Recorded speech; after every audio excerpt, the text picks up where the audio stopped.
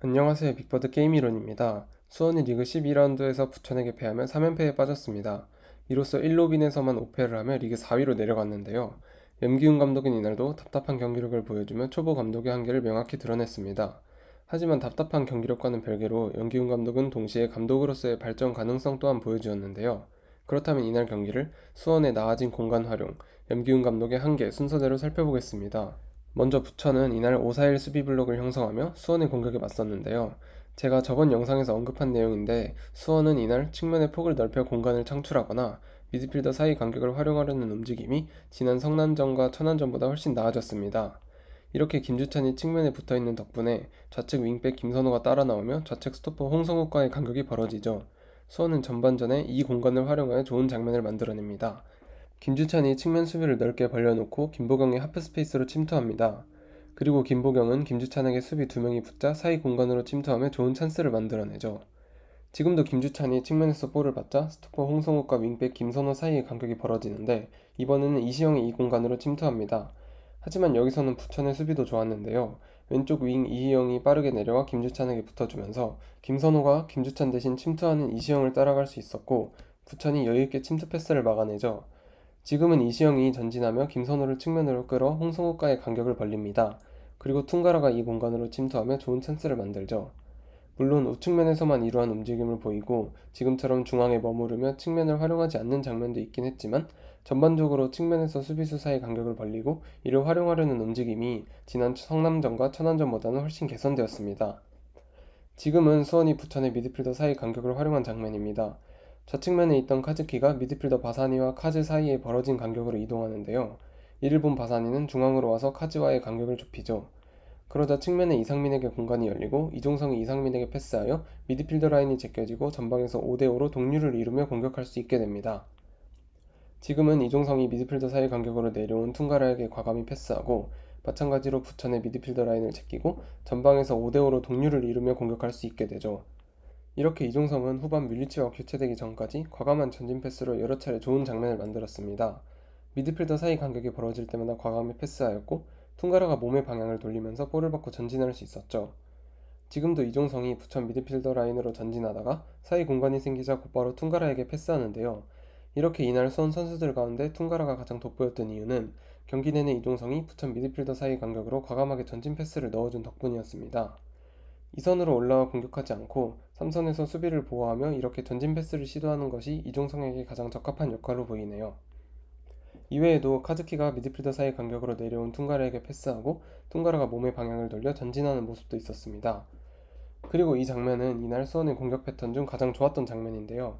이종성이 미드필더 사이 간격으로 내려온 퉁가라에게 패스하고 퉁가라가 이를 김보경에게 원터치로 내주며 이종성, 퉁가라, 김보경의 3자 패스가 이루어집니다. 그런데 이때 김주찬이 측면에서 좌측 윙백을 묶어놓고 좌측 스토퍼 홍성욱이 퉁가라를 따라가며 노란색으로 표시된 공간이 생기는데 이시영이 이 공간으로 침투하고 3자 패스를 받은 김보경이 원터치로 공간 패스를 넣어주며 4자 패스가 완성되죠. 비록 김보경의 패스가 살짝 길어 제대로 연결되지는 않았지만 최근 수원의 공격에서는 볼 수 없었던 세밀한 공간 활용이었습니다. 이외에도 이종성이 볼을 가지고 전진할 때 좌측면의 공간이 비는데 센터백 백동규가 이 공간을 점유하며 전진하고 높은 위치까지 올라가며 측면에서의 수적 우위를 만드는 모습도 있었고 퉁가라와 김보경이 내려오며 부천의 4명의 미드필더 옆에 5명의 수원 선수가 있는 상황을 만들어낸 덕분에 패스를 주고받다 보면 한 명이 프리한 상황이 되는데 이때 프리한 위치에 김보경에게 패스하며 수적 우위를 잘 활용한 장면도 있었습니다. 이전까지는 윙과 공미를 내려 수적 우위를 형성하기만 하고 유기적인 패스 플레이 없이 볼을 빙빙 돌리기만 했던 것을 생각하면 수원의 축구가 조금은 발전했다고 볼 수 있죠. 이렇게 수원은 지난 성남전과 천안전보다 나아진 공간 활용으로 전반전 좋은 모습을 보였지만 후반 시작과 함께 백동규가 퇴장당하고 이후 세트피스로 실점하며 부천에게 리드를 내주었는데요. 염기훈 감독의 한계는 바로 이때 도드라집니다. 바로 경기 중 실시간 대응 능력이 많이 떨어진다는 것인데요. 지고 있는 상황에서 상대가 어떤 대응으로 어떤 패턴으로 수비하든 그저 뮬리치를 투입하여 기명과 투톱을 세우고 뻥 띄워주는 것 말고는 전술적인 대응이 전혀 되지 않는 모습입니다. 물론 이날은 퇴장으로 인해 수적으로 불리하긴 했지만 그렇다고 지난 성남전과 천안전에서 대등한 숫자로 유의미한 공격을 통해 동점골을 만들어냈던 것은 또 아니었죠. 수원은 백동규의 퇴장 이후 공격 숫자가 부족해지자 김현의 연계를 통한 공격만을 활용했습니다. 김현이 공중볼 경합에서 볼을 따낸 뒤 퉁가라에게 연결하거나 볼을 잡고 소유권을 지킨 뒤 침투하는 김주찬에게 연결하고 미드필더 사이 간격으로 내려와 볼을 받고 손석영에게 내주기도 했죠.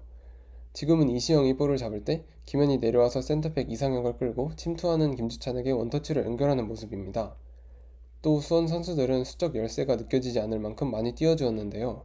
어떻게든 볼을 빼앗기 위해 한 발 더 뛰고 끝까지 따라가 몸을 던지는 투지를 보여주었죠. 지금은 체력적으로 지친 시간대임에도 불구하고 부천의 역습을 막기 위해 모두가 전력으로 수비 진영에 복귀하는 모습입니다. 이렇게 높은 활동량은 후반 중간까지 수원이 수적 열세에도 부천과 대등한 싸움을 할 수 있었던 이유였죠. 이처럼 젊은 선수들이 뛰어난 활동량과 기면의 연계 능력으로 수원은 부천보다 좋은 찬스를 더 많이 만들어냈지만 부천이 선제골을 넣은 후 뮬리치를 투입하여 기면 뮬리치의 투톱을 세우자 공격의 밸런스와 세밀함이 모두 무너졌습니다. 기면이 부지런히 공중볼 경합을 펼치지만 수원이 세컨볼을 거의 따내지 못하고 공격수와 수비수가 모두 중앙으로 몰린 상황에서 올리는 롱볼은 효과가 없었죠. 또 트윈타워를 세웠지만 기면과 달리 뮬리치는 헤더 경합에서 밀리거나 공을 정확하게 머리에 맞추지 못하며 사실상 트윈타워의 의미가 사라졌고 기면이 어떻게든 볼을 따고 내줘도 뮬리치가 이를 마무리하지 못하며 수원이 동점골을 만들지 못했죠. 지고 있는 상황에서 경기를 뒤집기 위한 감독의 계획이 모두가 예상 가능한 기면, 뮬리치의 투톱 말고는 없는지 궁금합니다. 그리고 지난 시즌 오른발 슈팅으로 1부 리그에서 많은 득점을 올렸던 김주찬을 우측에 배치한 탓에 김주찬이 슈팅 찬스가 날 때마다 머뭇거리거나 주발이 아닌 왼발로 슈팅을 하고 있는 것에 대해서도 고민이 필요해 보입니다. 이렇게 수원은 성남과 천안에 이어 부천에도 패하며 충격적인 리그 3연패에 빠졌습니다. 전반에 보인 수원의 개선된 움직임은 염기훈 감독에게 감독으로서의 잠재력이 있다는 것을 나타낼지 모르지만 향후 구단의 운명을 결정지을 수도 있는 가장 중요한 시즌에 잠재성을 지켜보며 기대해야 하는 감독을 선임한 그 선택이 많은 이에게 사랑받는 구단의 미래에 끼칠 영향이 두려워지는 순간입니다. 시청해주셔서 감사합니다.